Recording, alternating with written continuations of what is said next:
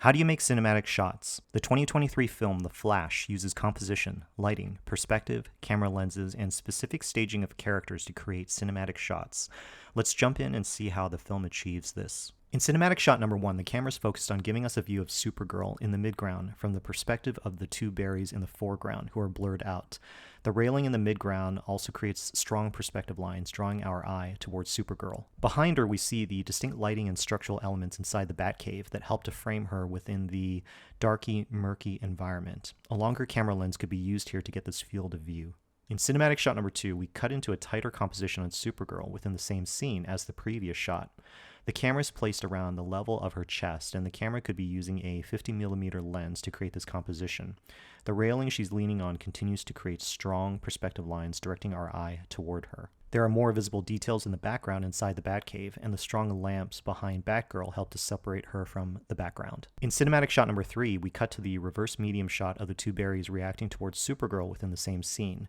Both of them are looking towards screen right, where Supergirl would be located within the space. The computer monitors on screen right also provide perspective cues, suggesting some spatial depth within the composition. The red tones of the Barrys' costume also contrast with the blue-green tones from the computer screens. The camera could be using a 35mm lens or a slightly wider lens to get this field of view. In cinematic shot number 4, the camera is tilted downward in a downshot toward Barry in an opening scene where he saves a group of babies from a hospital. The downshot makes Barry look a little smaller in stature to the building that is about to collapse. We see some of the ground plane in the broken floor beneath Barry, which cues us into the danger of the scenario. Barry's red suit also helps to separate him from the gray tones in the background, and we're also drawn to the expression on his face. In cinematic shot number 5, we see a wide-angle shot where the camera starts to track behind Barry as he runs up the collapsing building to save the babies. The visual effects work within the frame starts to include distortions and specific color grading, cueing us into seeing the slowdown of time that Barry experiences as he runs quickly. While there is flying debris around Barry, he is clearly seen in the foreground, and the lighter toned sky in the background helps to give him a clear silhouette as he moves. A wider angle camera lens is likely being used to create this composition. In cinematic shot number 6, the camera tracks with Batman on the Batcycle, chasing after villains. The camera is using a wide-angle camera lens to capture Batman moving within the environment. A one-point perspective is created within the frame, as the strong perspective lines in the buildings disappear toward a point in the horizon line. Motion blur is used within the frame while keeping Batman mostly in focus so that our eyes lock on him. In cinematic shot number 7, the camera is placed low toward the ground, tracking behind Batman on the Batcycle, chasing after the villains. This is a dynamic shot often used in moving vehicle shots to keep us as the audience close to the action. A wider camera angle lens, perhaps around 35mm, is probably being used, and we continue to see a strong one-point perspective being used within the composition.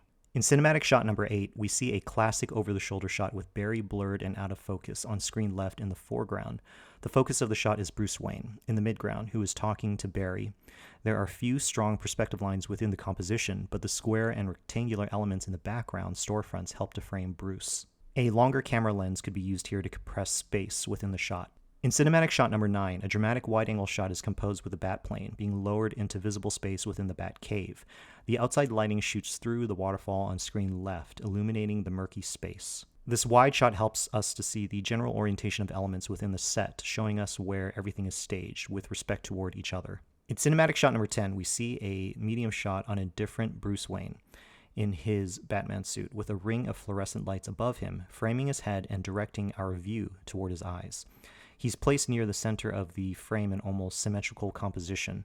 The background details are murky and blurred out of focus to help us see Bruce as the main focus within the shot. The bat symbol on his chest has a strong yellow element that stands out with the general color scheme within the composition. In cinematic shot number 11, we see a picturesque, wide shot where Supergirl takes Barry up into the sky to get charged by lightning. The camera is pulled back so that we see the wide, expansive space that Supergirl is flying through, creating this dramatic moment where she flies through the clouds. She carries Barry in the center of the frame, creating a sense of majesty and power because of the grandeur of the environment. This is a dramatic moment in the story where Supergirl is also further allying herself with Barry and his mission, so the visuals support this newly formed alliance.